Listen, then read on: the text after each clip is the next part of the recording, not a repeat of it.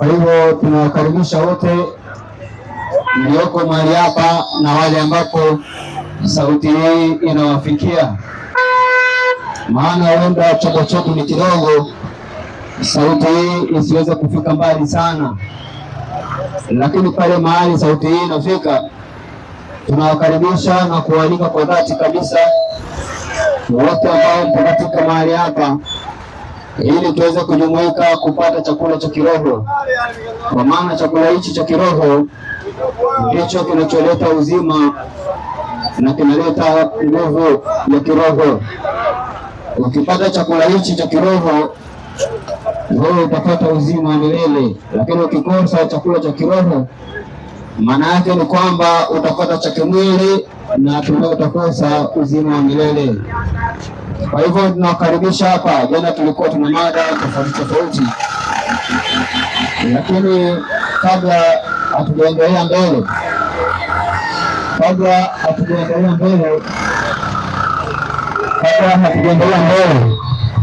tuna ufunguzi wa mkutano huu, na katika ufunguzi wa mkutano huu ni watoka katika kitabu cha Timotheo wa kwanza mstari wake wa 2. Naomba msomaji, mko sawa? Haya, basi naendelea kuwakaribisha ndugu zangu wote mlioko mahali hapa, mweze kujumuika pamoja na sisi katika mahubiri ya leo, mwendelezo wa pale tulipoishia jana.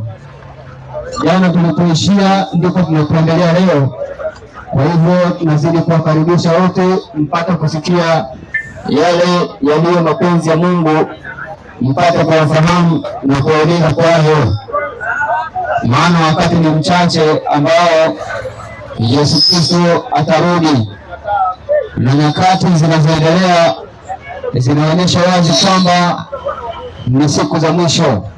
Kwa hivyo katika siku hizi za mwisho tumepewa ujumbe wa siku hizi za mwisho tuulete katika mji huu. Kwa hivyo wote tunawakaribisha waliko mahali hapa ili tujumuike pamoja. Msomaji, niko tayari. Haya, basi naomba nisaidie kitabu cha Timotheo wa kwanza 2 mstari wake wa kwanza. Timotheo wa kwanza 2:1 inasema. Anasemaje? Anasema ndio, basi ndio, kabla ya mambo yote nataka dua na sala na maombezi na shukrani zifanyike kwa ajili ya watu wote. Kwa hivyo kabla tujaanza mkutano wetu huu, Mungu anataka tuanze na sala, tuanze na dua na maombezi kwa ajili ya watu wote walioko katika mji huu. Kwa hivyo ndugu zangu, niwakaribishe katika ufunguzi, na ufunguzi huu ni sala. Basi popote ulipo, kama utaweza kunyenyekea kwa nafsi yako ili tuweze kufungua mkutano huu, basi tusujudu tusali. Mtakatifu Mungu wa mbinguni, kupitia kwa jina la Yesu Kristo, tunakushukuru kwa sababu ya wingi wa rehema yako na neema yako ulitupatia tukawa wazima tena siku ya leo. Hatimaye tumekutana tena hapa kwa ajili ya neno lako. Wabariki watu wa mahali hapa, ufungue akili zao ili ule ujumbe tulioleta kwao wapate kusikia na kuelewa. Tunakuomba malaika wako watawale katika eneo hili, utulinde na yule mwovu, na hatimaye kila ujumbe wako ukapata kufika sehemu sahihi. Tunaomba kupitia kwa jina la Yesu Kristo, amina.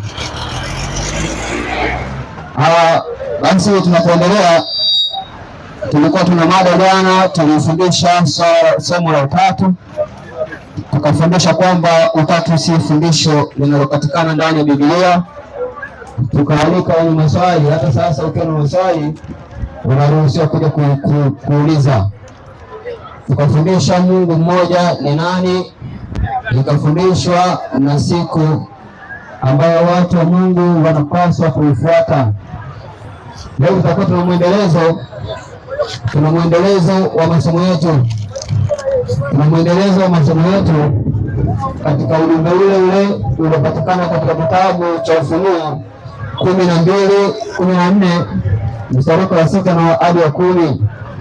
Kwa hivyo katika eneo hilo tutasimama hapo, ujumbe wa malaika watatu, ambapo malaika wa kwanza anasema mcheni Mungu na kumsujudia yeye aliyeumba, na malaika wa pili anasema tokeni Babeli, Babeli imeanguka. Kwa hivyo watu watoke Babeli, kwa sababu Babeli imeelekea kuanguka sasa. Na malaika watatu msemaji anasemaje? Malaika watatu anasemaje? Na mwingine malaika watatu akafuata akisema kwa sauti kuu, mtu awaye yote akimsujudu huyo mnyama na sanamu yake na kuipokea chapa katika kipaji cha uso wake au katika mkono wake, yeye naye atakunywa katika mvinyo wa ghadhabu ya Mungu itengenezwa pasipo kuchanganywa na maji. Kwa hivyo kuna wale watu ambao watapokea chapa ya mnyama na watamsujudia mnyama, lakini Mungu anaonya, anasema wale ambao watakaopokea chapa ya mnyama watakunywa katika mvinyo wa ghadhabu ya Mungu iliyotengenezwa pasipo kuchanganywa na maji. Watakunywa katika mvinyo wa hasira ya Mungu uliotengenezwa pasipo kuchanganywa na maji. Tunadumu katika ujumbe huo, na tunaleta ujumbe hizi ili na sisi tupate uzima, kwa sababu tuliambiwa katika kitabu, naomba nisomee kitabu cha Mathayo 28:19. Tunaleta ujumbe huu si kana kwamba tumekosa kazi za kufanya ili tuje hapa, au hatujaje hapa kwa ajili ya kutafuta faida nyingine yoyote ya katika ulimwengu huu. Tumekuja kwa lengo moja tu. Soma andiko.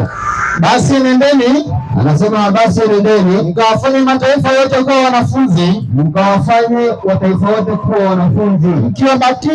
mkiwabatiza kwa jina la Baba na Mwana na Roho Mtakatifu. Kwa hivyo tulipoambiwa hivyo, tulipoambiwa nendeni ulimwenguni mkawafanye mataifa kuwa wanafunzi, sisi tumeenenda. Baada ya kuamini tumeenenda ulimwenguni ili tuilete Injili. Tumeileta Injili kwa sababu gani? Msomaji, nisaidie kitabu cha Ezekieli 33 mstari wa 8 na 9. Tumeileta Injili hii, tumeagizwa tuende ulimwenguni mote, maana hata tutakapotoka hapa tutaenda katika sehemu nyingine tupeleke Injili, maana tumeambiwa tuzunguke katika ulimwengu wote. Maana malaika anasema watu watoke Babeli na watu wamsujudie Mungu aliyeumba, na watu wasije wakapigwa chapa ya mnyama. Kwa hivyo bila kuhudhuriwa, watu hawatajua chapa ya mnyama ni nini, hawatamjua mnyama wanaomsujudia, na hawatamjua Babeli ni nini, kwa sababu watu wamekuwa wavivu wa kusoma Biblia. Biblia wanazo majumbani na wanazibeba siku za ibada, lakini kusoma Biblia kwao imekuwa ni kazi. Kwa hivyo Mungu pia ana upendo, akatuma watu wake ili kusudi wapate kuijua Injili, wapate kuona mwanga. Ingawaje mwanga wanao, lakini hakushindwa kuona. Msomaji, soma andiko. Ezekieli 33:8 nasema, anasemaje? Nimwambiako mtu mbaya. Kwa hivyo sisi tumekuja kwa sababu hii moja tu. Mungu anasema amwambiapo mtu mbaya, ewe mtu mbaya, hakika utakufa. Ewe mtu mbaya, hakika utakufa. Nawe useme neno la kumwonya mtu huyo, aiache njia yake mbaya, atakufa katika uovu wake. Mtu huyo atakufa katika uovu wake, lakini damu yake ndiyo nitaitaka mkononi mwako. Hivyo sisi tumekuja hapa, tunataka tujiepushe na kudaiwa damu za watu mikononi mwetu, kwa sababu ikiwa tumeona mwanga, lazima na sisi tuwe nuru ya ulimwengu, na kama lazima tuwe nuru ya ulimwengu, lazima tuwashe taa ili watu waone mwanga, kama vile sisi tulivyowashiwa taa na tukauona mwanga. Endelea na andiko. Inaendelea kusema, anasemaje? Walakini ukimwonya mtu mbaya, lakini ukimwonya mtu mbaya kwa sababu ya njia yake kusudi aiache, kwa sababu ya njia yake mbaya kusudi aiache, wala yeye asiache, atakufa katika uovu wake huo. Ukimwonya mtu mbaya katika njia yake mbaya, na yeye asiache, atakufa katika uovu wake huo. Lakini wewe umejiokoa roho yako, lakini mimi nimejiokoa roho yangu. Kwa hivyo hicho ndio kilichotuleta hapa, ili tuhubiri Injili, tuwaonye watu ambao wamekosa kuenenda na sheria za Mungu. Maana kuna wengine wanachukia, wengine hawapendi sisi tukiwa mahali hapa kwa ajili ya kuhubiri Injili hii. Wengine hawapendi sisi tukihubiri Injili hii. Msomaji, niko hebu nisaidie Mathayo 5 anzia mstari wa 10 hadi 12. Kuna wengine wako na madhihaka, wengine hawapendi tukiwa mahali hapa. Hebu soma andiko msomaji. Heri wenye kuudhiwa kwa ajili ya haki, anasema heri wenye kuudhiwa kwa ajili ya haki, maana ufalme wa mbinguni ni wao. Maana ufalme wa mbinguni ni wao. Heri ninyi watakapowashutumu na kuwaudhi, heri ninyi watakapowashutumu na kuwaudhi, na kuwanenea kila neno baya kwa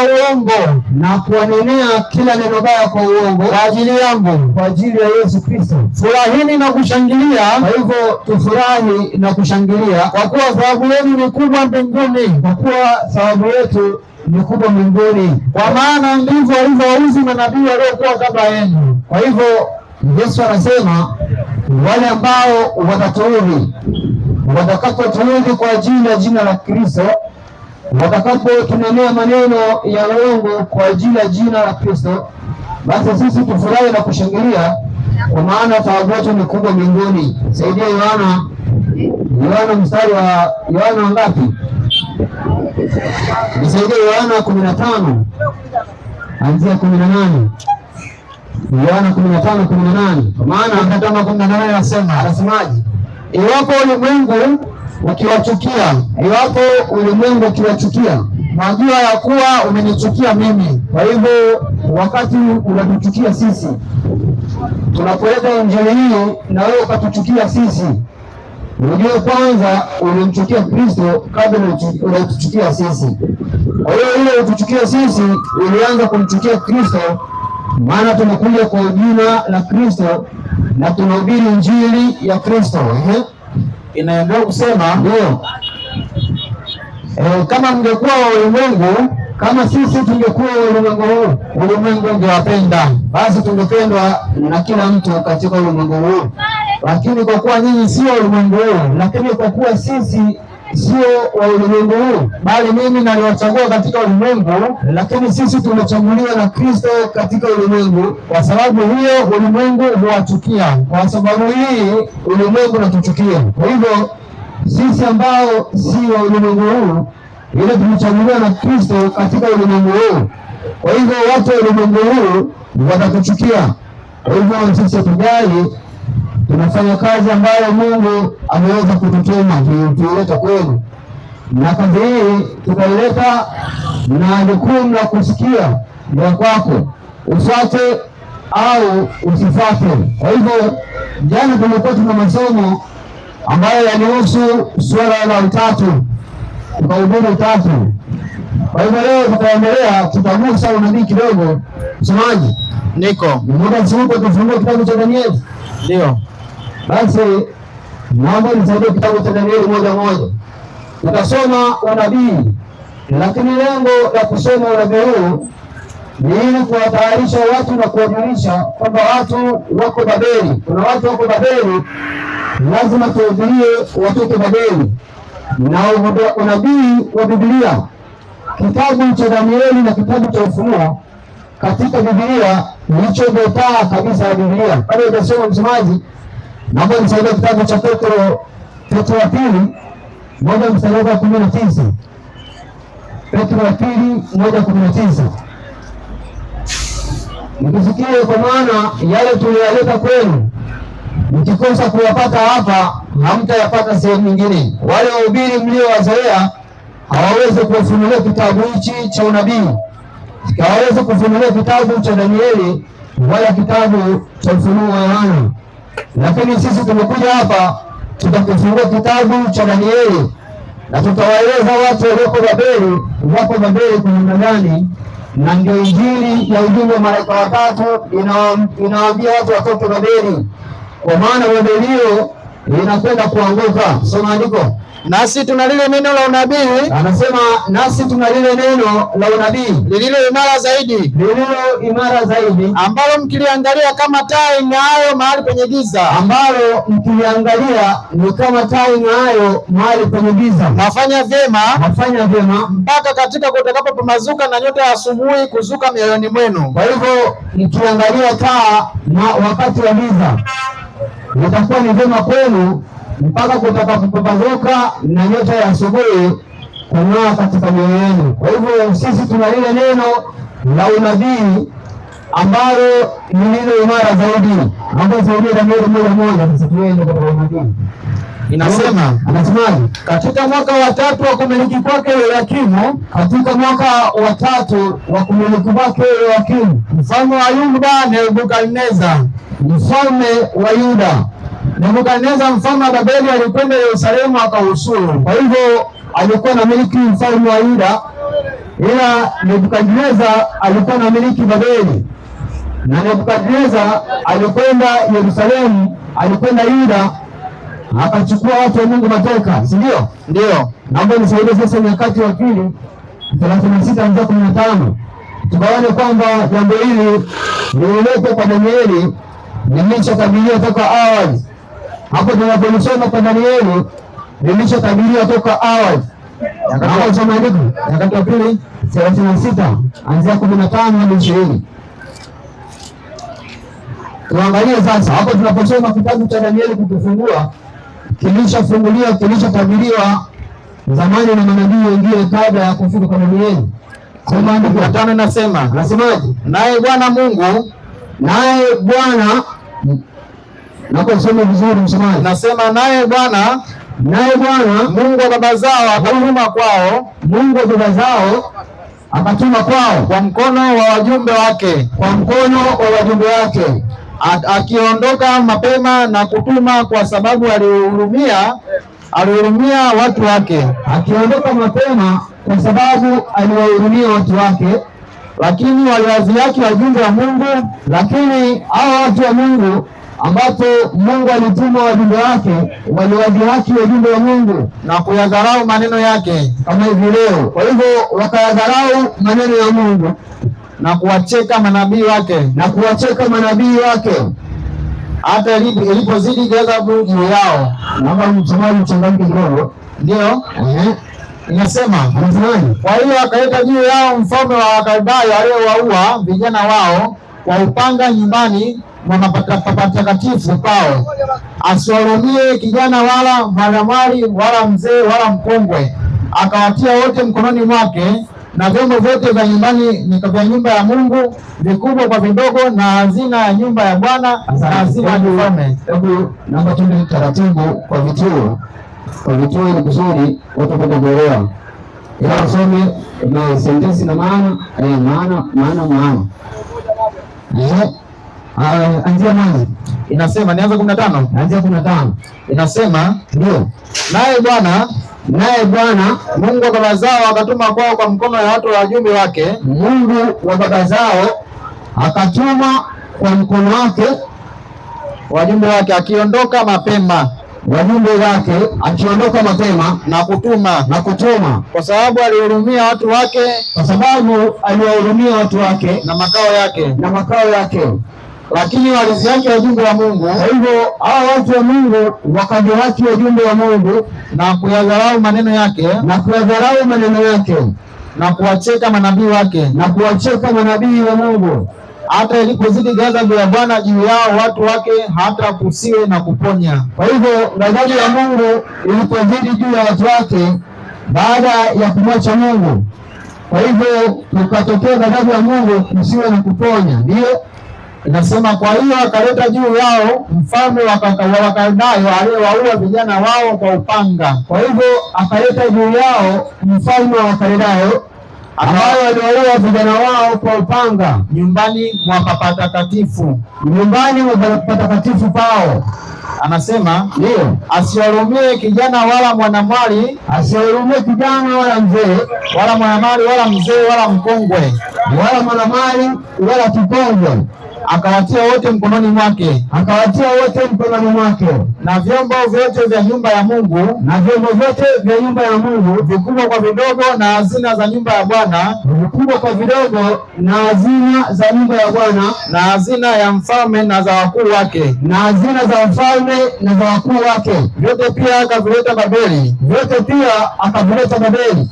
Akaiteketeza nyumba ya Mungu, wakaiteketeza nyumba ya Mungu, wakaubomoa ukuta wa Yerusalemu, wakaubomoa ukuta wa Yerusalemu, wakateketeza kwa moto majumba yake yote, wakateketeza kwa moto majumba yake yote, wakaviharibu vyombo vyake vyote vya thamani, wakaharibu vyombo vyake vyote vya thamani. Na wale waliookoka na upanga, na wale waliookoka kwa upanga akawachukua mpaka Babeli, wakamtumikia yeye na wanawe hata ulipoingia milki ya Uajemi. Asante. Kwa hivyo hao watu wa Mungu walikuwa Yerusalemu, walikuwa watu wa wajumbe wa Mungu. Wajumbe wa Mungu walikwenda kwao kwa sababu waliziasi amri za Mungu na wakaziendea miungu mingine. Mungu alikasirika, lakini akawahurumia watu wale wa Yerusalemu. Kwa hivyo akatuma manabii Yerusalemu ili waende kuwahubiria kosa lao. Na walipofika Yerusalemu, manabii wale watu wa Mungu walioko Yerusalemu wakawacheka wajumbe wa Mungu na wakawadhihaki wajumbe wa Mungu. Kwa hivyo Mungu alipokasirika akamwachia mfalme Nebukadneza, mfalme wa Kaldayo, ili aende kuwateka na kuwaua vijana wao kwa upanga pale Yerusalemu. Na anasema wale waliokoka kwa upanga wakachukuliwa mateka mpaka Babeli. Kwa hivyo tunavyoenda kusoma katika kitabu cha Danieli, tunasoma Danieli wakati wako Babeli. Ndio pale katika Danieli sasa. Danieli 1:1. Ndio. Katika mwaka wa 3 wa kumiliki kwake Yehoyakimu, katika mwaka wa 3 wa kumiliki kwake Yehoyakimu, mfalme wa Yuda, Nebukadneza, mfalme wa Babeli, alikwenda Yerusalemu akausuru. Bwana akamtia Yehoyakimu mfalme wa Yuda, katika mkono wake, pamoja na baadhi ya vyombo vya nyumba ya Mungu, naye akavichukua mpaka nchi ya Shinari, mpaka nyumba ya Mungu wake, akaviingiza vile vyombo katika nyumba ya hazina ya Mungu wake. Ndio mfalme akamwambia Ashpenazi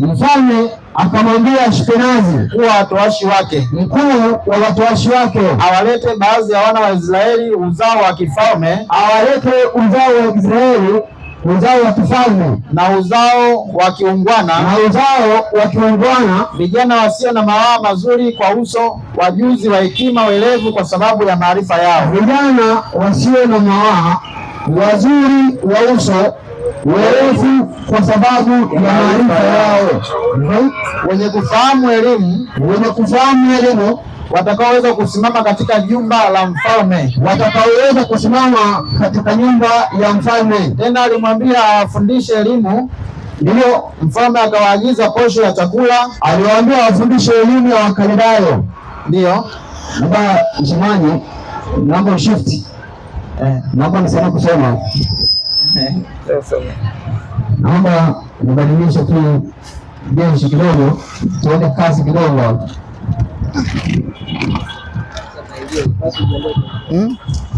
Mimi leo sina somo. Utapata.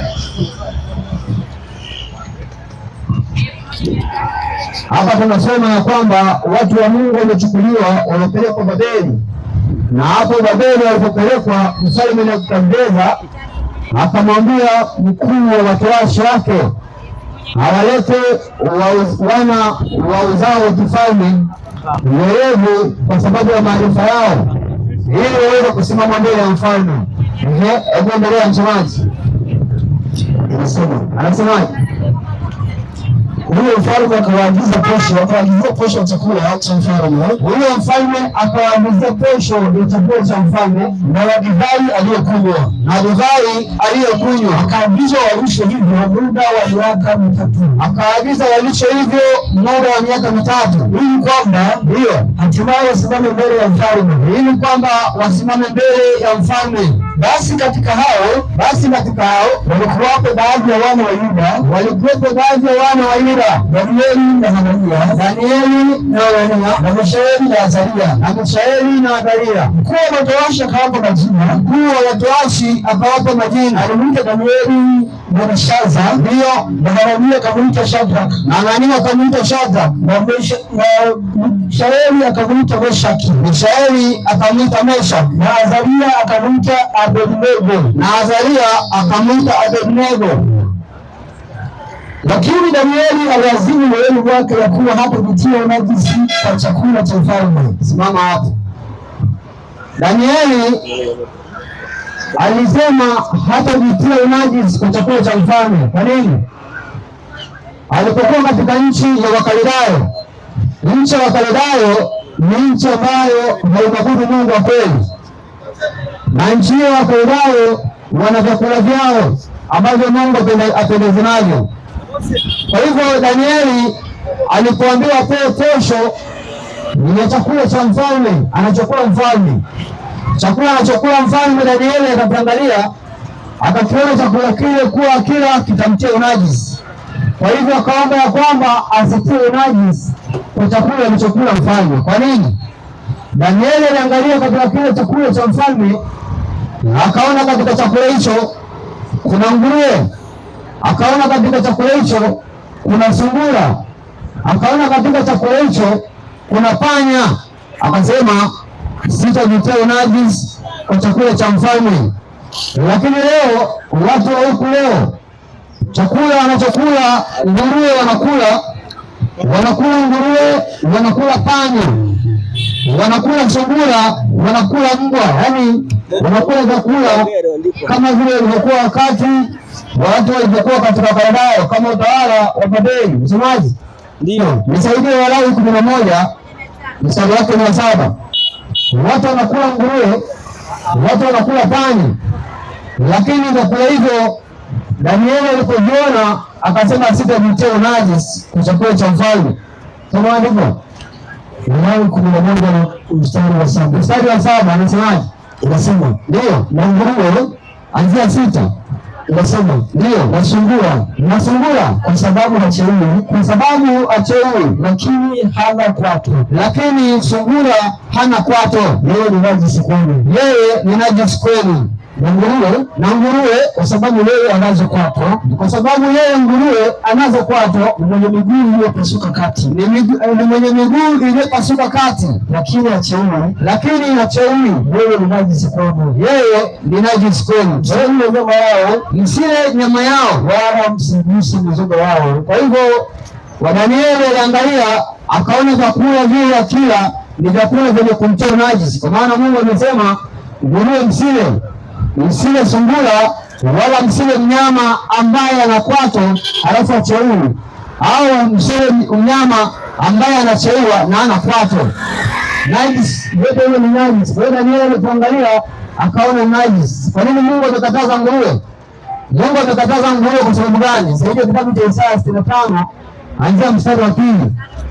65 anzia mstari wa 2. Leo watu wanakula nguruwe na imekuwa kama kitu cha kawaida.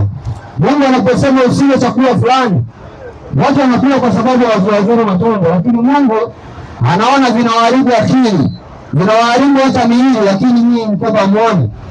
Watu wanataka wakile chakula kikiwaumiza tumbo ndio wakiache, au kikiwaumiza kwa wakati ndio wakiache. Lakini chakula ambacho Mungu anasema msile ni chakula ambacho kinawaletea matokeo hata mpaka na baadaye. Msipokula vyakula vile ambavyo Mungu amekataza, kulizeni mtakaa sawa.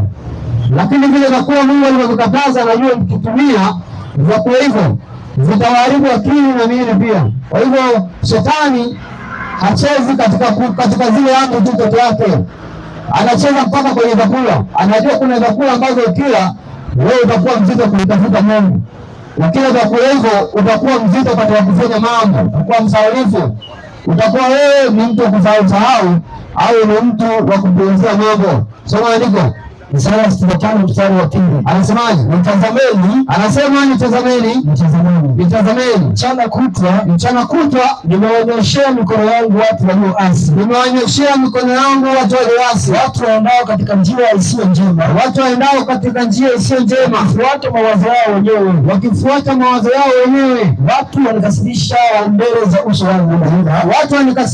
mbele za uso wangu daima, wakitoa dhabihu katika bustani zao, wakifukiza uvumba juu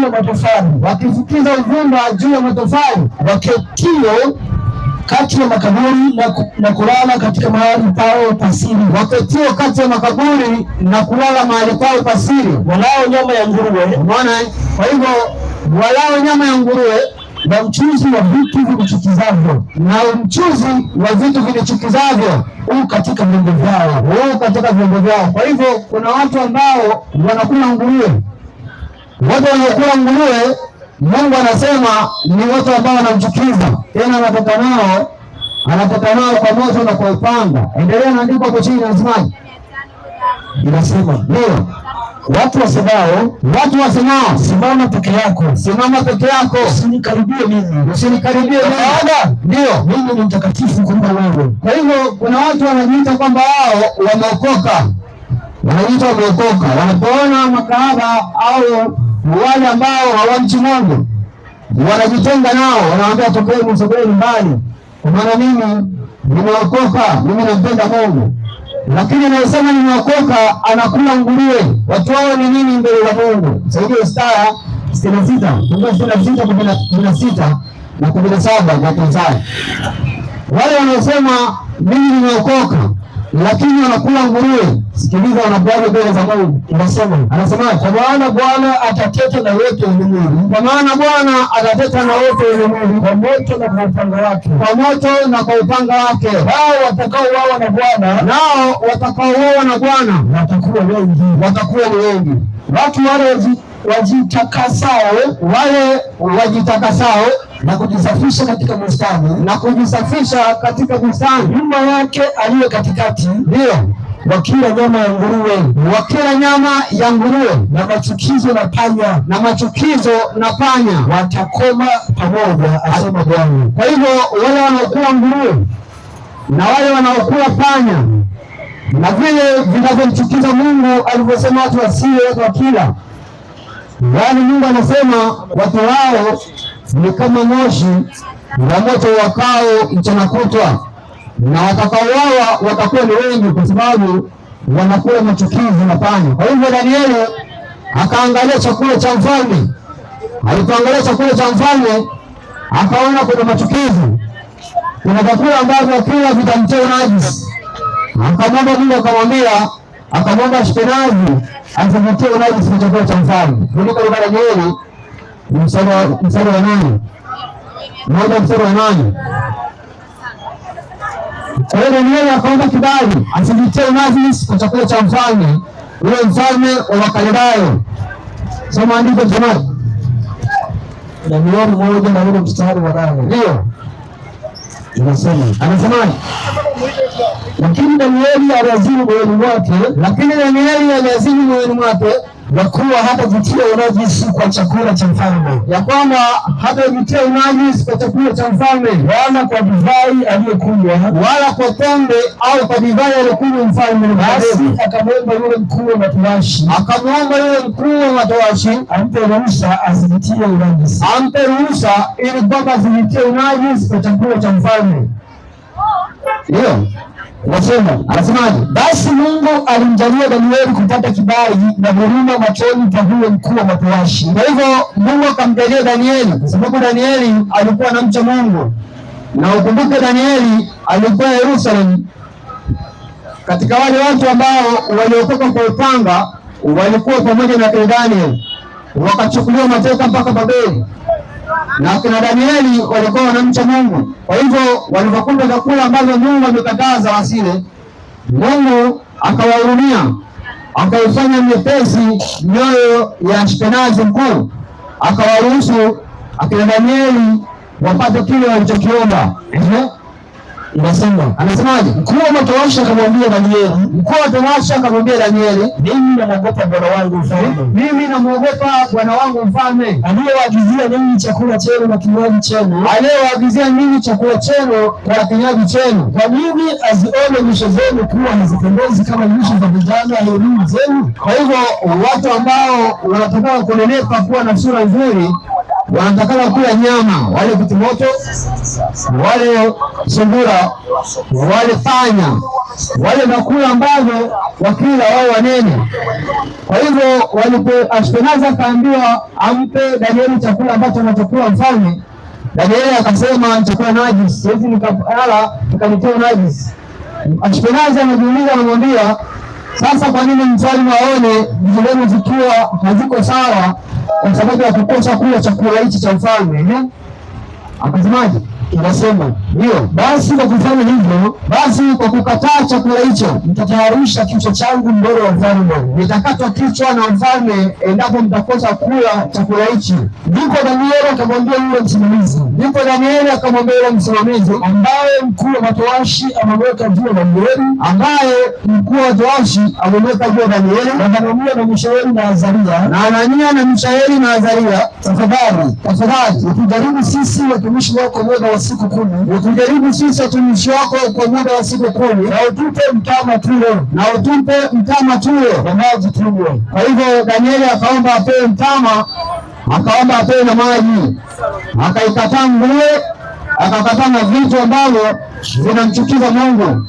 Na Danieli akapata kibali hicho, akapata kuonekana baada ya siku 10, akapata kuonekana ni bora zaidi kuliko wale ambao walikula chakula cha mfalme, na hatimaye posho ile ikaondolewa katika meza yao. Kwa hivyo wakati Danieli hapo Babeli, na wenzake wakiwa Babeli, nini kilimpata Nebukadneza mfalme wa Babeli?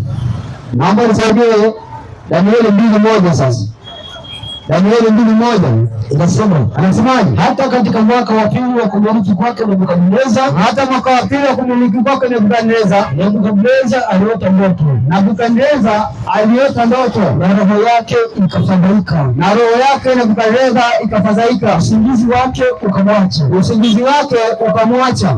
Ndipo mfalme akatoa amri kuwaita waganga, na wachawi, wasihiri, na Wakaldayo, wapate kumweleza mfalme ndoto zake. Kwa hivyo Nebukadneza wakati amewachukua watu wa Mungu Babeli, Nebukadneza akaotesha ndoto, na alipootesha ndoto hiyo akaisahau, japokuwa usingizi uliisha, akaamka, lakini ndoto ile akasahau, lakini inamsumbua.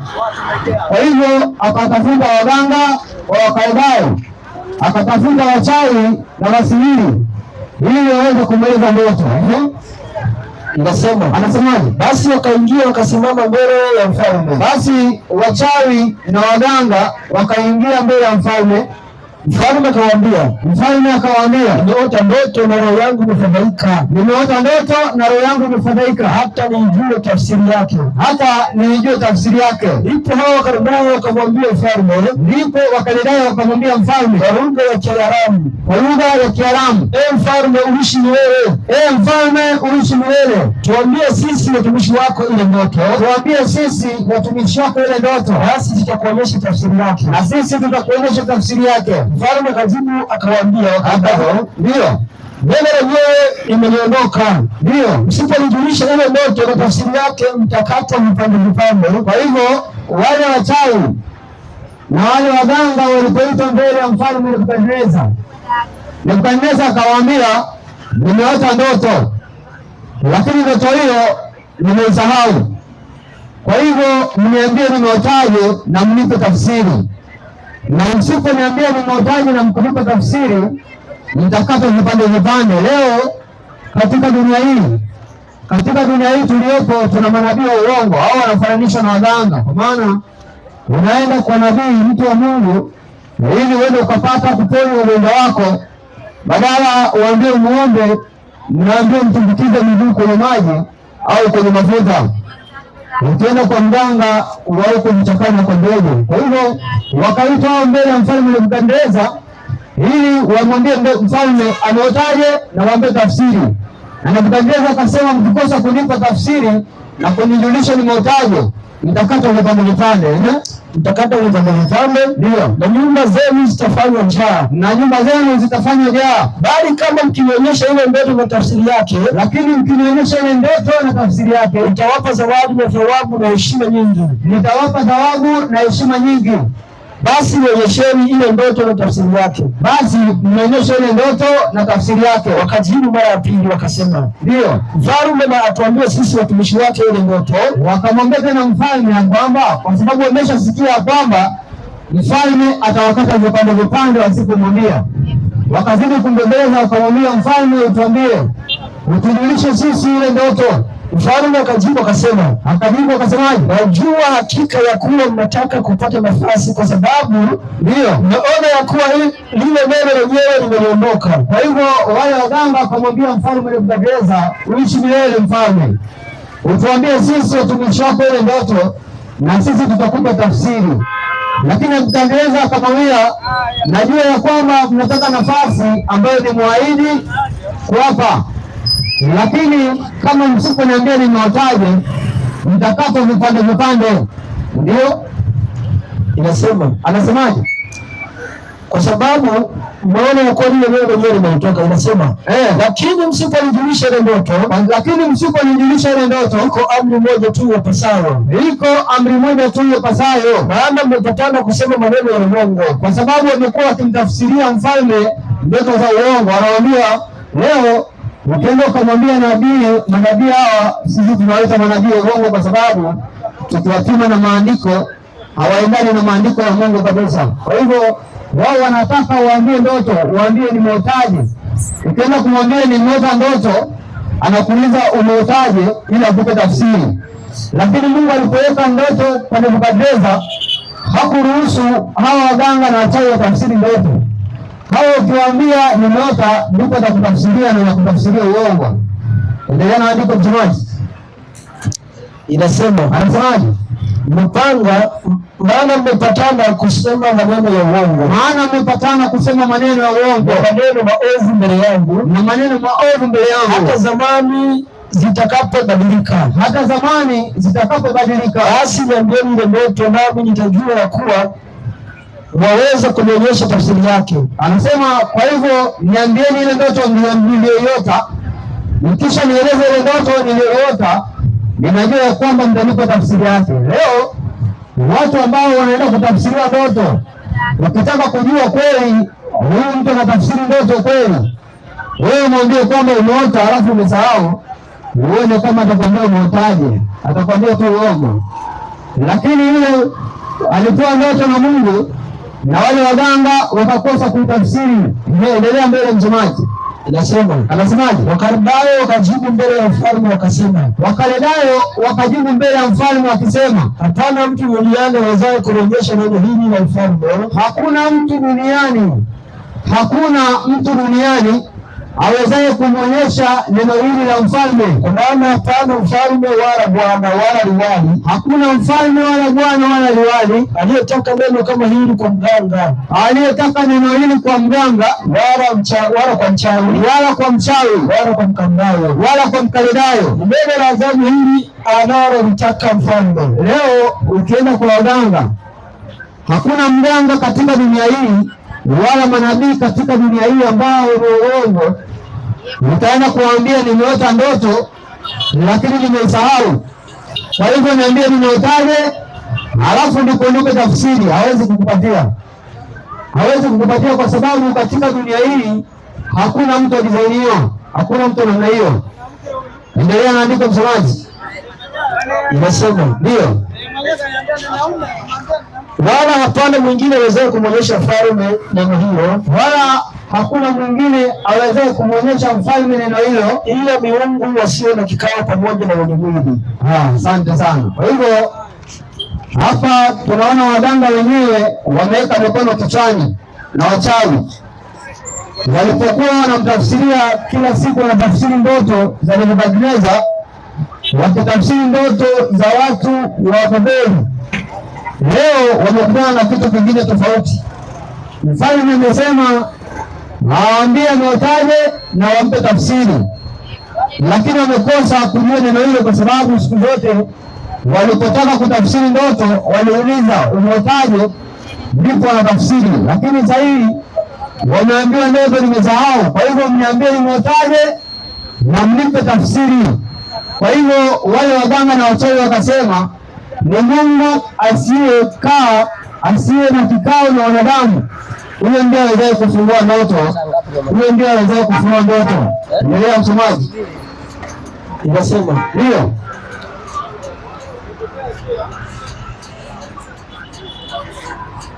inasema, hebu basi nenda 27 nenda kwenye 27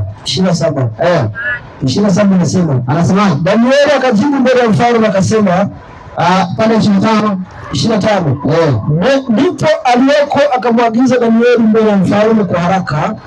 Sasa baada ya wachawi kushindwa kutafsiri ndoto hiyo, alitafuta Danieli akaenda mbele za mfalme, maana Danieli alisema apewe muda, na alipopewa muda Danieli alienda kumwomba Mungu ili amjulishe neno lile la Nebukadneza, na alipojulishwa neno la Nebukadneza akajulisha ile ndoto aliyoota Nebukadneza mfalme wa Babeli. Akaenda mbele ya mfalme Nebukadneza ili kusudi apate kumtafsiria ndoto yake. Akasemaje? Anasemaje? Ndipo aliyeko akamwagiza Danieli mbele ya mfalme kwa haraka. Akamwambia hivi, nimemwona mtu wa hao wana wa Yuda waliohamishwa, ndio atakayemjulisha mfalme ile tafsiri. Ndio mfalme akajibu akamwambia Danieli aliyekuwa anaitwa Belshaza, ndio, je, waweza kunijulisha ile ndoto niliyoiona na tafsiri yake? Danieli akajibu mbele ya mfalme akasema, ndio, ile siri aliyoiuliza mfalme, wenye hekima hawawezi kumfunulia mfalme. Kwa hivyo waganga na wachawi hawawezi kufunua ile ndoto aliyoiota Danieli, kwa sababu Mungu hawezi kumwotesha mtu ndoto alafu waje waganga na wachawi waweze kutafsiri ndoto ya Mungu. Ndoto ya Mungu itatafsiriwa na watu wa Mungu mwenyewe, haitatafsiriwa na wachawi wala na waganga. Wala wachawi wala waganga wala wanajimu, wala wachawi wala waganga wala wanajimu, lakini yuko Mungu mbinguni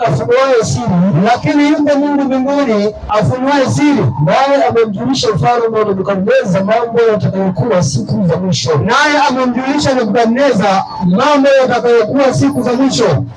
Nasema ndio, ndoto yako na njozi za kichwa chako ulizoziona kitandani pako. Kwa hivyo ile ndoto ambayo Nebukadneza aliiona ni mfano ambao unaelezea siku za mwisho, ambazo ndio siku ambazo tunaleta ujumbe huu.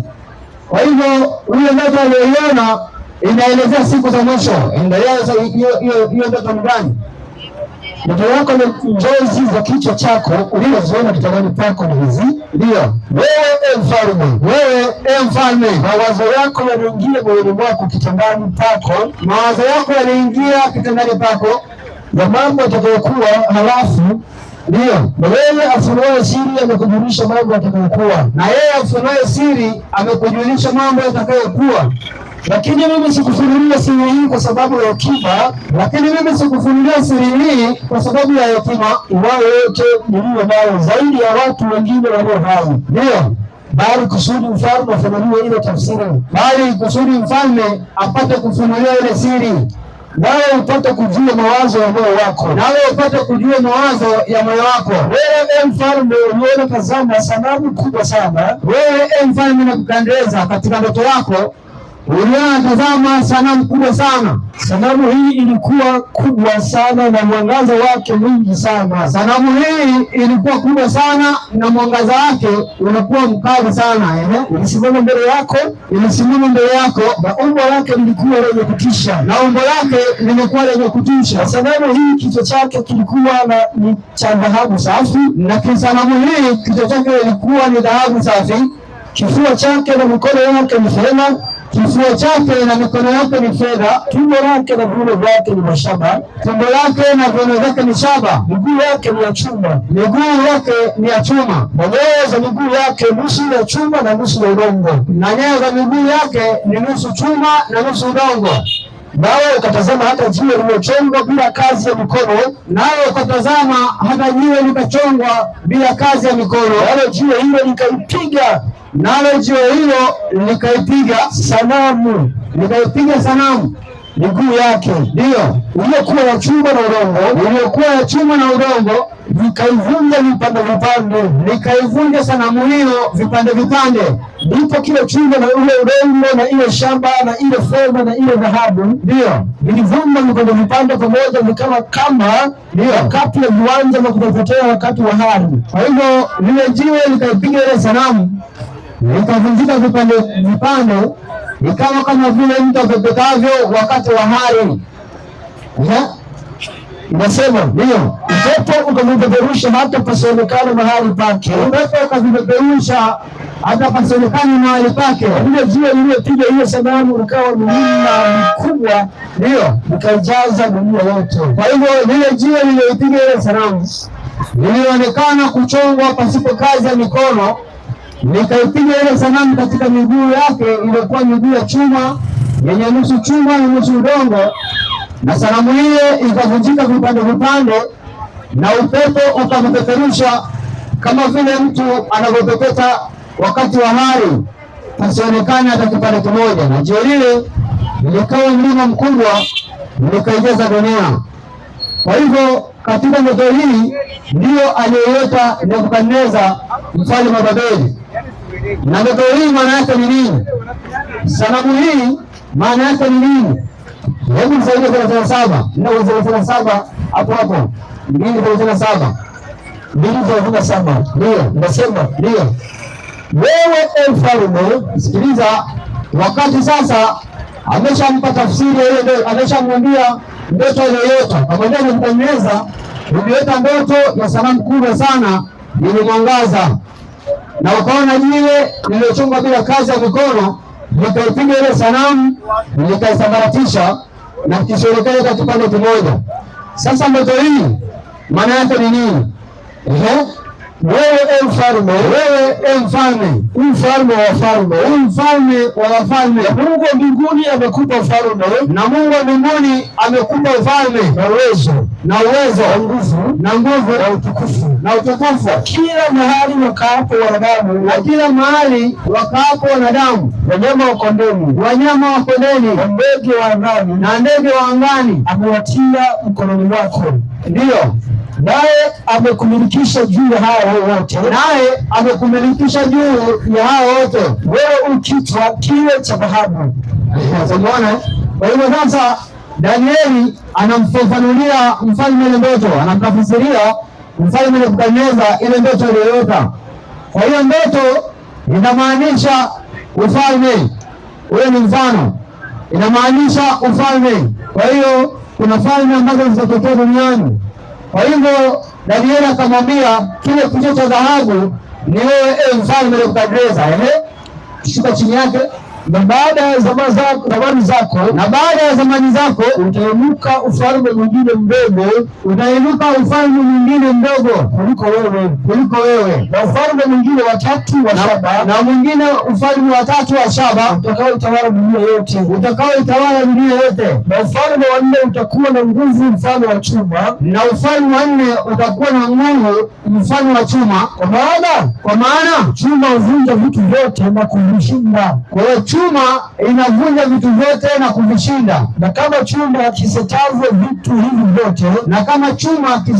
vitu hivi vyote, ndivyo utakavyovunja na kuseta. Kwa hivyo ufalme huu wa nne ndivyo utakavyovunja, unafananishwa na chuma. Kwa hiyo ili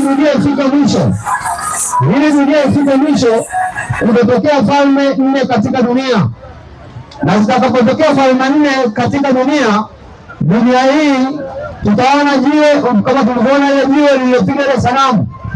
Utakuja ufalme mwingine ambao ufalme huo hautaangamizwa milele, utakuwa ni ufalme ambao usiondolewa. Kwa hivyo falme hizi nne zitakapoondoka, utakuja ufalme mwingine ambao huo utadumu milele, na ufalme ni lile jiwe. Jiwe ni nini?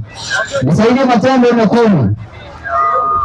Matendo ya Mitume 4:10. Kwa hivyo Nebukadneza akaota ndoto, akaonyesha sanamu, lakini ilikuwa ni mfano wa wafalme ambao walitokea duniani.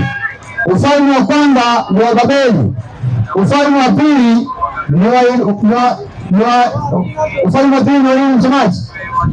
Ufalme wa kwanza ni wa Babeli, ufalme wa pili wa Medi na Wajemi, ufalme wa tatu wa Wayunani, na ufalme wa nne wa Kirumi. Na ufalme wa nne utakapoondoka utakuja ufalme gani? Soma andiko. Matendo 4:10 inasema, anasemaje? Jueni ninyi nyote na watu wote wa Israeli ya kuwa, na watu wote wa Israeli ya kuwa, kwa jina la Yesu Kristo wa Nazareti, kwa jina la Yesu Kristo wa Nazareti, ambaye ninyi mlimsulubisha, na Mungu akamfufua katika wafu, kwa jina hilo, kwa jina la Yesu Kristo, mtu huyu anasimama hali mzima mbele yenu, hali ni mzima mbele yenu. Yeye ndiye jiwe. Kwa hivyo jiwe ni Yesu. Kwa hivyo baada ya ufalme wa Kirumi kutoka, ufalme wa Kirumi ukiondoka, utakuwa ufalme wa Yesu. Huo ufalme wa Yesu utakapokuja hautaondoka milele. Huo ufalme wa Kirumi ndio huu ufalme ambao tupo. Ufalme huu unaelekea kuisha, na ufalme huu utakapokwisha utakuja ufalme mwingine ambao ni ufalme wa Yesu Kristo. Kwa hivyo sasa hivi tupo katika dakika za mwisho, tupo sehemu ya mwisho ya ufalme huu wa Kirumi, na ndio huu ufalme ambao tunaambiwa tuwaite watu watoke Babeli, kwa maana katika ufalme huu vile unavyotawala, kama ulivyoona ni chuma kinavyoshinda vitu vyote. Ufalme huu unaongoza kwa nguvu, unaongoza kwa madaraka makali. Kwa hivyo ufalme huu atakaoondoa ni Yesu Kristo mwenyewe. Hakuna mwingine atakayeweza kuondoa ufalme huu. Ufalme huu, Yesu alizaliwa katika ufalme wa Kirumi, na Yesu alipozaliwa katika ufalme wa Kirumi alikufa katika ufalme wa Kirumi. Somaji, naomba nisaidie kitabu cha Mathayo 2:16 hadi 18. Mathayo 2:16 mpaka 18. Yesu wakati Danieli alionyesha maono haya ya siku za mwisho ya ufalme huo wa mwisho, aliona mambo yatakayotokea katika ufalme huo, na roho yake Danieli ilizimia. Danieli aliona mambo ambayo yatatokea katika ufalme huo. Soma andiko msomaji. Inasemaje? Ndipo Herode alipoona ya kuwa amedhihakiwa na wale mamajusi, ndipo Herode akaona ya kwamba amedhihakiwa na wale mamajusi, alighadhibika sana. Yaani wakati amezaliwa Yesu Kristo, mamajusi walienda ili wakamsujudia mtoto, na walipopita kwa Herode, Herode akawaambia, nendeni na mkishaenda mrudi mniambie alipo ili na mimi nikamsujudie. Na walipofika kule, mamajusi hawakurudi kwa Herode, waliendelea na njia nyingine, kwa sababu Mungu aliwaambia wasimrudie Herode, kwa sababu Herode anataka kumuoa mtoto.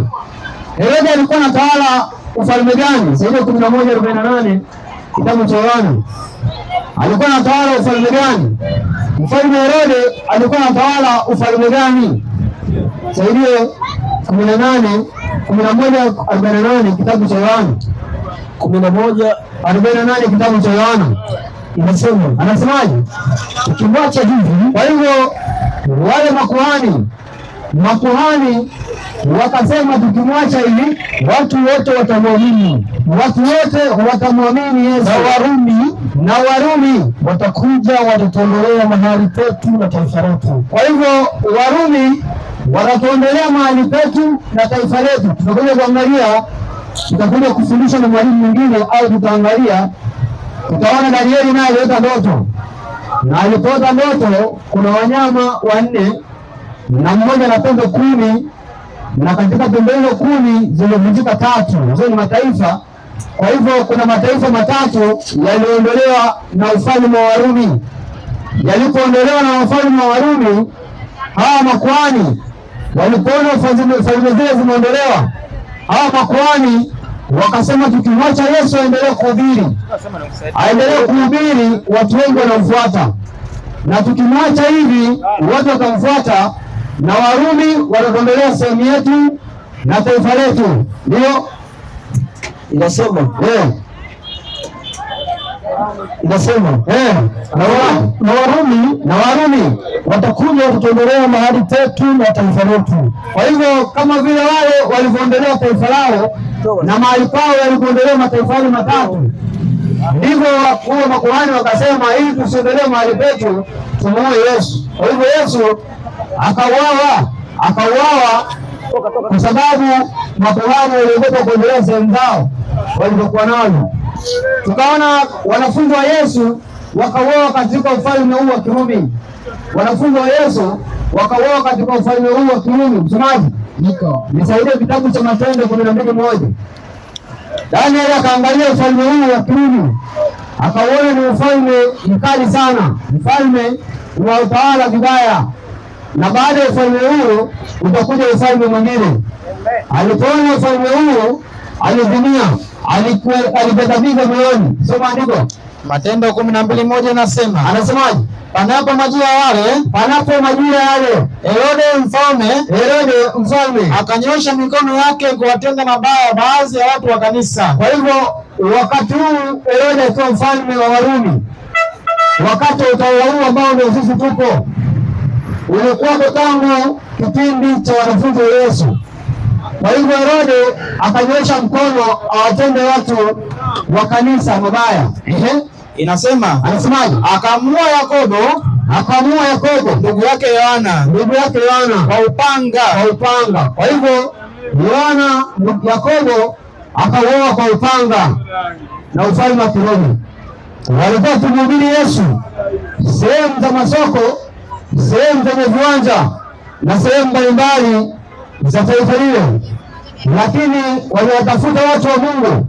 Ufalme huu wa Kirumi vile ulivyokuwa unaongoza kwa chuma, ufalme mkali, ukawaua wanafunzi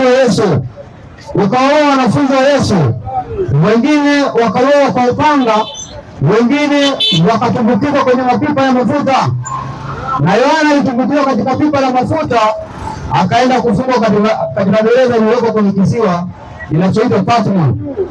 Wakamuua Stefano kwa mawe. Msomaji, nisaidie kitabu cha Matendo 7:57 Matendo. Wakaua wanafunzi wa Yesu, wakampiga Stefano kwa mawe, wakamuua. Anasemaje? Wakapiga kelele kwa sauti kuu, wakaziba masikio yao, wakamrukia kwa nia moja, wakamtoa nje ya mji, wakampiga kwa mawe, wakampiga Stefano kwa mawe. Ndio, na mashahidi wakaweka nguo zao miguuni pa kijana mmoja aliyeitwa Sauli. Kwa hivyo Stefano akauawa, akapigwa kwa mawe, akauawa. Watu wa Mungu wakatenda mabaya katika taifa hili, na ufalme huu utakapoondoka utakuja ufalme mwingine, ambao ufalme huo hautaondoka milele. Huo ufalme utakuwa ni milele, ni wa Yesu Kristo. Sasa Yesu Kristo akasemaje? Hebu tuangalie Ufunuo 2:10. Yesu Kristo akasemaje? 2:10 Ufunuo inasema, Ufunuo 2:10 inasemaje? Usiogope. Anasema msiogope mambo hayo yatakayokupata. Usiogope mambo hayo yatakayowapata. Tazama huyo ibilisi atawatupa baadhi yenu gerezani, ili mjaribiwe, nanyi mtakuwa na dhiki siku 10. Uwe mwaminifu hata kufa, nami nitakupa taji ya uzima. Kwa hivyo Yesu akasema, vumilieni katika ufalme huu, msimwogope, kwa maana ibilisi atawatupa baadhi yenu gerezani, atawatenda mabaya, lakini muwe waaminifu hata kufa. na mimi na yule mvumilivu nitampa taji ya uzima. Kwa hivyo Yesu akasema, naomba nisaidie kitabu cha 14:12 Ufunuo, muwe wavumilivu nami nitawapa taji ya uzima. Kwa hivyo katika dunia hii Yesu wakati wa mwisho anawaita watu watoke Babeli, watu ambapo wameingia kwa kujua na wengine wameingia pasipo kujua. Anasema watu watoke Babeli na wamche Mungu aliyeumba, Mungu wa pekee na wa kweli. Anasemaje? Anasema 14:12 kitabu cha Ufunuo. Ndio. Hapa ndipo penye subira ya watakatifu. Hapa ndipo penye subira ya watakatifu. Hao wazishikao amri za Mungu. Hao wazishikao amri za Mungu na imani ya Yesu. Na imani ya Yesu. Kwa hivyo wale watakaozishika amri za Mungu katika ufalme huu watakuwa salama. Hata watapitia mateso, hata watapitia vikwazo vingi, lakini watakuwa salama Yesu atakapokuja. Utakufa lakini utakuwa hai. Utakufa lakini Yesu atakapokuvuvua utapata uzima milele. Lakini usipozishika amri za Mungu, usipoingia katika safina ya ujumbe huu wa malaika watatu, ujue ya kwamba utakapokufa utakufa katika uovu wako. Na sisi tumekuja tulete injili hii kusudi upate kujua ya kwamba njia ya kufuata ni Yesu Kristo. Njia ya kufuata ni moja tu, hakuna njia nyingine. Maana Yesu Kristo ndio njia, kweli na uzima wa milele. Na yeye anasema hakuna mtu ataweza kwenda kwa Baba atakayeweza kupata ufalme kama hajapita kwa Yesu Kristo. Kwa hivyo lazima upite kwa Yesu Kristo ndio upate uzima wa milele. Na Yesu Kristo anasema mkinipenda mtazishika amri zangu. Leo watu anasema Yesu alileta amri mpya ya upendo. Kwa hivyo zile amri nyingine zinaisha. Zilivyo msomaji? Wanasema kwamba Yesu kaleta amri ya upendo. Na zile amri zilizokuwa katika Torati za Musa kwamba zilikwisha. Wakiwa chochoroni waje hapa kama kweli wanaweza kutetea hilo. Naomba unisaidie kitabu cha Warumi 13 kuanzia mstari wa 8. Upendo, Yesu alisema tuwe na upendo. Na mkinipenda mtazishika amri zangu. Upendo haufanyi kwamba wewe uvunje sheria za Mungu, ila upendo unakusaidia wewe kuzishika sheria za Mungu.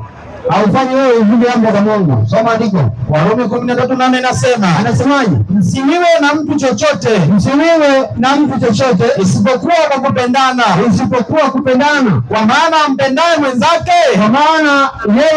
mwenzake ameitimiza sheria. Sio hiyo anasema kwamba Yesu alileta hiyo ya upendo. Eti kwamba ukiwa na upendo hayo mambo mengine hamna shida. Ndio. Kwamba hata ukivunja sabato ni safi. Sawa tu. Lakini upendo alipoleta akasema ampendaye mwenzie ametimiza sheria.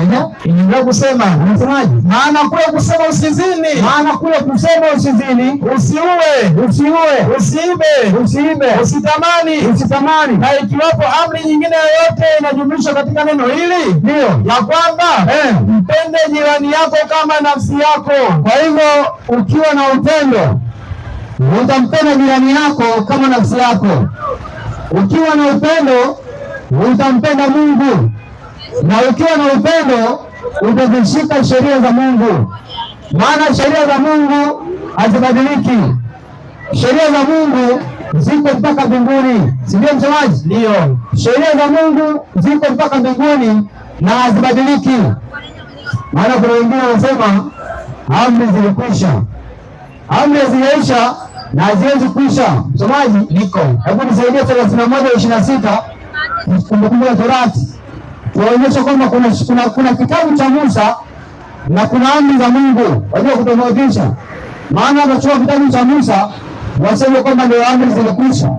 Kuna kitabu cha Musa na amri za Mungu. Soma andiko. 31:26. Kumbukumbu la Torati. Anasemaje?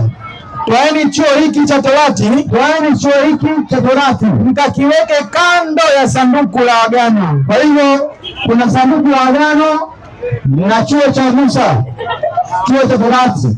Kwa hivyo ndani ya sanduku la agano kuna sheria za Mungu. Ndio. Si ndio msomaji? Ndio. Hebu tuambie, hebu nenda Wafalme wa kwanza 8:9.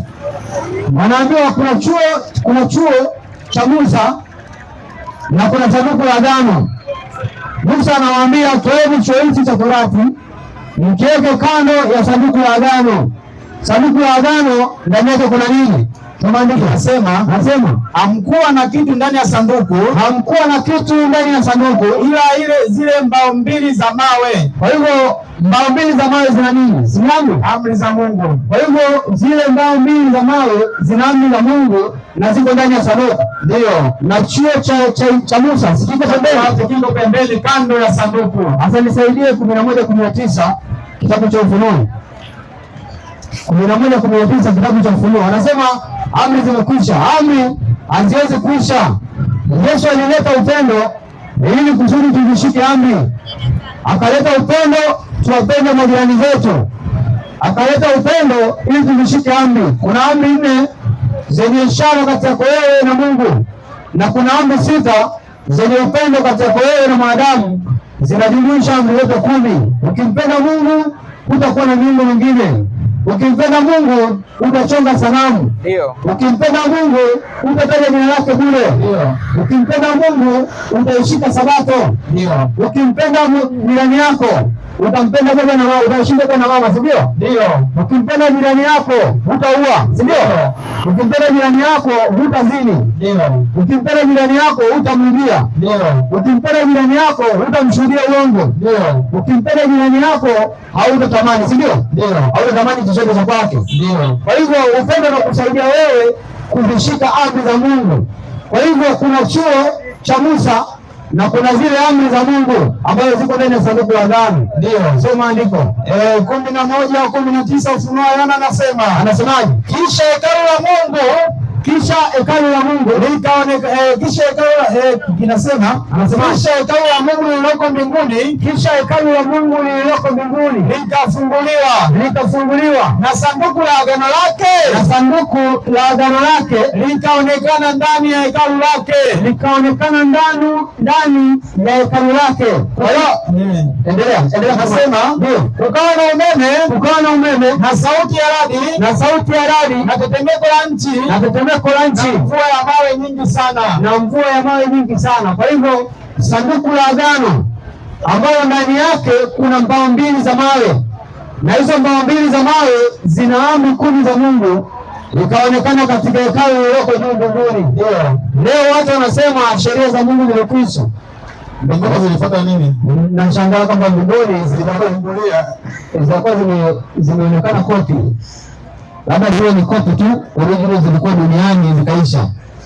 Lakini sasa hivyo kama vile ulivyowaza ya kwamba zile kopi kule zisiwepo kweli, lakini kama amri za Mungu zipo mpaka mbinguni, ngoja siku ya mwisho ifike, halafu kufuliwe au Yesu arudi akukute, utazishika amri zake, umwambie tulifundishwa amri ya upendo.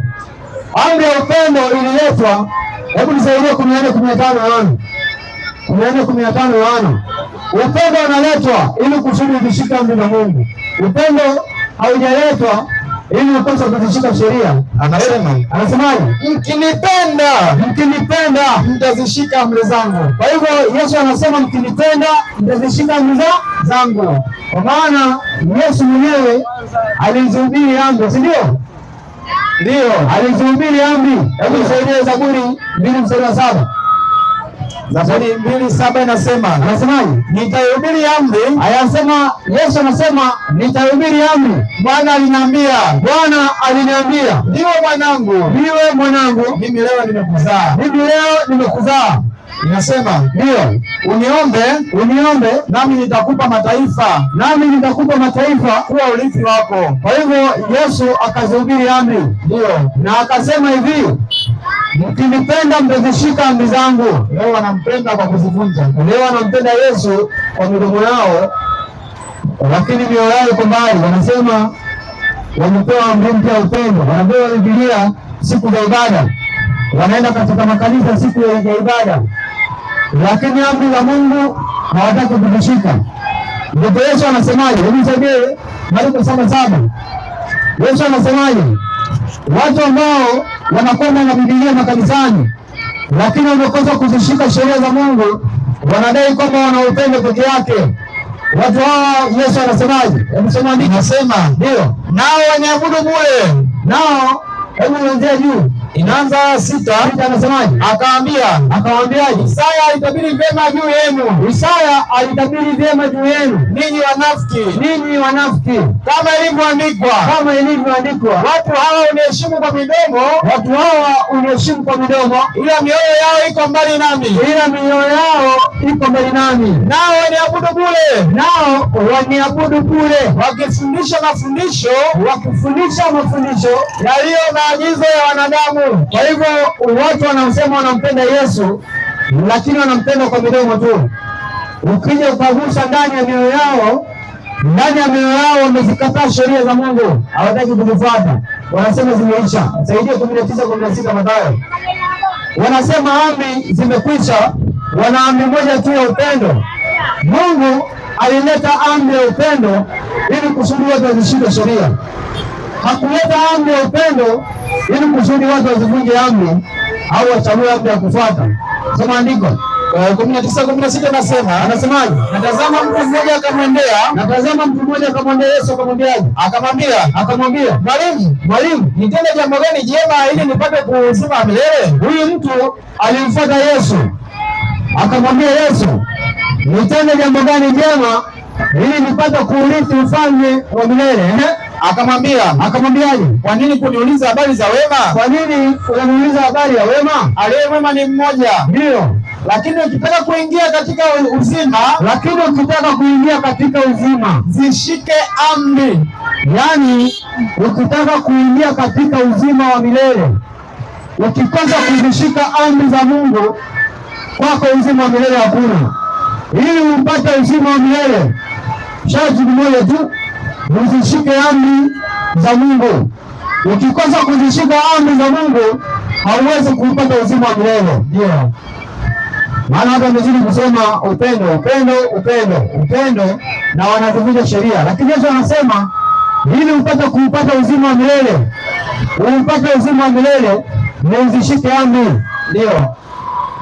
Na amri ni zile 10. Sio nikasema amri ni moja tu. Amri ni 10. Mkizishika hizo, mtaingia katika safina ya malaika watatu. Na mtajua Babeli ni nini, na mtafahamu ya kwamba mnyama ni nini na sanamu yake, mtakosa kumsujudia. Lakini mkizikataa sheria za Mungu, mtaingia katika kumwabudu shetani msijue. Na wakati huu ni wakati ambao tuko karibu na kufunga historia ya ulimwengu, wakati ambapo ni walala salama. Wakati huu walala salama. Wewe unafanya biashara, unatafuta pesa. Injili yetu si ya kusema utapata pesa. Hatuna injili hiyo. Hatuna injili ya kusema biashara yako itafanikiwa. Biashara yako itafanikiwa ukimjua Mungu. Biashara yako haiwezi kufanikiwa kama wewe umjui Mungu. Lazima umjue Mungu ndipo biashara yako ifanikiwe. Mungu hawaangalii wale wanaomkataa. Mungu anaangalia wale wanaomtafuta. Kupata mali katika dunia hii hakuna maana kwamba Mungu amekupatia. Hata shetani alimjaribu Yesu kwa mali. Ndio. Akamjaribu Yesu kwa mali za dunia hii.